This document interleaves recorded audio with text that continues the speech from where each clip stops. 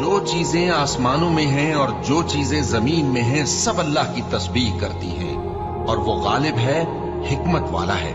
وہی تو ہے جس نے کفار اہل کتاب کو پہلی لشکر کشی پر ہی ان کے گھروں سے نکال دیا۔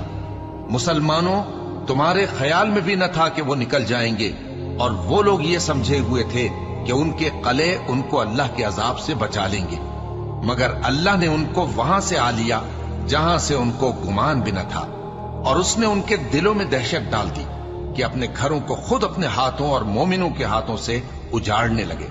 تو اے بصیرت کی آنکھیں رکھنے والو، عبرت حاصل کرو۔ اور اگر اللہ نے ان کے بارے میں جلا وطن کرنا نہ لکھ رکھا ہوتا تو ان کو دنیا میں بھی عذاب دے دیتا، اور آخرت میں تو ان کے لیے آگ کا عذاب تیار ہے ہی۔ یہ اس لیے کہ انہوں نے اللہ اور اس کے رسول صلی اللہ علیہ وآلہ وسلم کی مخالفت کی، اور جو شخص اللہ کی مخالفت کرے تو اللہ اسے سخت عذاب دینے والا ہے۔